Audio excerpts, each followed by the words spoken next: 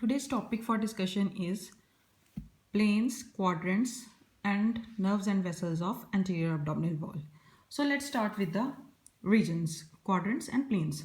Now, to understand the planes, we have divided the abdomen into 9 regions by 4 planes. 1, 2, 3, 4, 5, 6, 7, 8, 9. By 4 planes. 1, 2, 3, 4. These are two horizontal and 2 vertical. Right?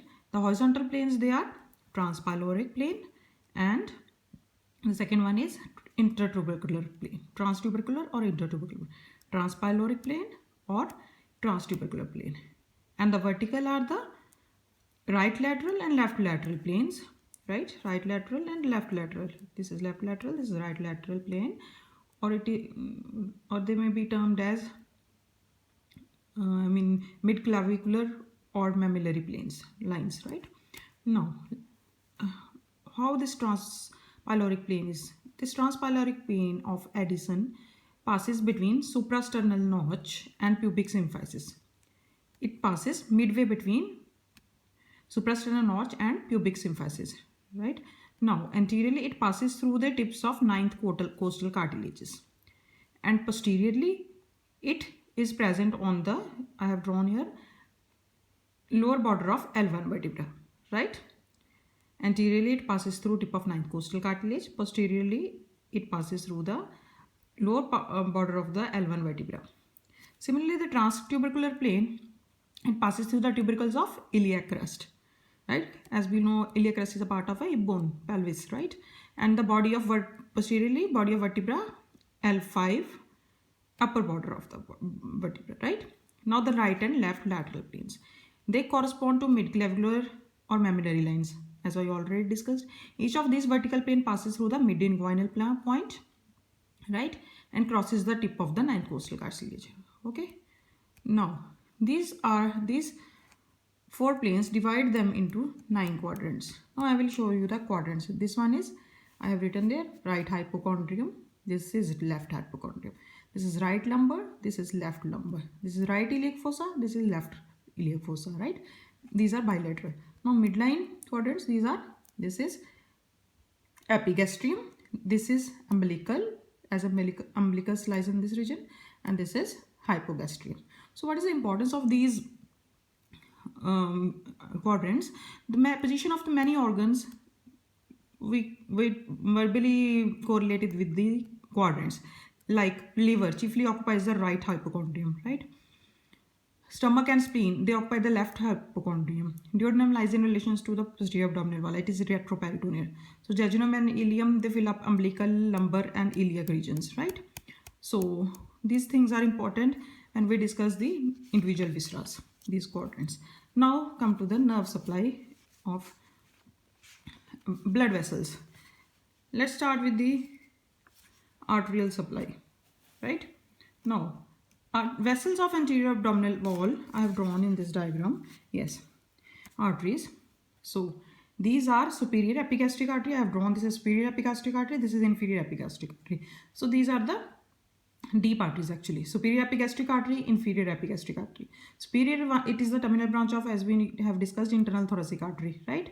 And it descends behind the rectus abdominis muscle and anastomosis with the this one, inferior epigastric. Here I have shown this anastomosis, right? Inferior is a branch of external iliac artery just above the inguinal ligament, right? It ascends behind the rectus abdominis and similarly supplying the lower central part of the anterior abdominal wall and anastomosis with the superior epigastric artery, right? Now, the other deep branches, deep circumflex iliac, I have drawn here. This is deep circumflex iliac, this one. This is deep circumflex iliac, right? It supplies the lower lateral part of the abdomen. I have drawn the lower lateral part of the abdomen, right? Then we have lower 2 posterior intercostal arteries. These are the branches of the, I have drawn lower 2 posterior intercostal, 2 or 3 posterior intercostal arteries of the descending thoracic aorta. One more is there, 4 lumbar arteries, which are the branches of abdominal aorta, pass between them and they supply the lateral part of the abdominal wall. Now the superficial arteries are the anterior cutaneous branches, which are the branches of superior and inferior epigastric arteries, right? superior and inferior epigastric arteries. These are the deep branches, deep arteries.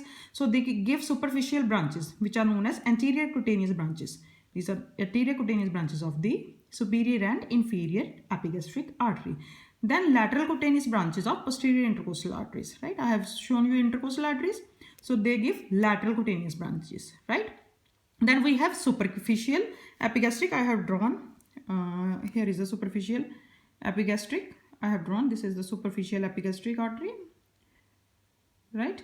Then we have superficial circumflex iliac, and then we have superficial external pudendal. These three superficial branches, right? So let's summarize the branches. Superficial are anterior cutaneous branches of superior and inferior epigastric arteries. Lateral branches of lateral cutaneous branches of intercostal arteries. Superficial epigastric artery, I have drawn here, superficial epigastric artery. Then we have superficial circumflex iliac. Then we have superficial external pudendal, right? Now the deep arteries were superior epigastric, I have already discussed, inferior epigastric, musculophrenic, deep circumflex iliac, and small lateral branches. Done? Now we will discuss the veins of anterior abdominal wall. Now veins. For veins, come to this diagram. Now veins, similarly they follow the arteries, right? The superficial veins form a network that radiates out of the umbilicus. Above the network is drained into the axillary vein, right, via lateral thoracic vein, and below into the femoral vein by superficial epigastric and saphenous veins, right? So it means umbilicus, it acts as a watershed, right? Watershed, W-A-T-E-R, watershed. So this is important from examination point of view. Watershed, but umbilicus acts as watershed. It means the veins, vessels, as well as lymphatic also follow that same rule, watershed rule. It means the veins which lie above the level of the umbilical plane, they drain upwards, and below they drain downwards, right? Like they never crisscross each other. Now one applied importance related to these veins is during the portal hypertension, these veins during this obstruction, right, they form the caput medusae like this. Veins get dilated and give the appearance of the caput medusae, right? Question may be asked, what is caput medusae? Similarly, the deep veins, superior epigastric, inferior epigastric, deep circumflex iliac, they follow arteries of same name and drain into internal thoracic and external iliac veins, right? Posterior intercostal veins, I have already discussed in the previous video, they drain into azygous vein. All the posterior intercostal veins from 1 to 11, right? 12th is 12th is lumbar azygous, right? Then the lumbar veins, they drain into inferior vena cava, right? Now the lymphatic. Now as I told you people, the veins, like the veins, the lymphatics follow the same watershed rule. Superficial lymphatic above the umbilicus pass in the superior direction into axillary nodes, and below the umbilicus they pass into the direction to the superficial inguinal nodes, right? Similarly, deep vessels follow the arteries and drain into internal thoracic nodes, external iliac nodes, posterior mediastinal node, and sometimes para-aortic lymph nodes, right? I have discussed lymphatics also follow the sorry lymphatics also follow the watershed line. Above the umbilicus, they drain into axillary lymph nodes, and below the umbilicus, they drain into the superficial inguinal lymph nodes, right? Now the nerve supply. Arterial, venous already finished. Now the nerve supply, cutaneous nerves, right? And deep nerves. I have drawn the diagram from the cutaneous nerves, right?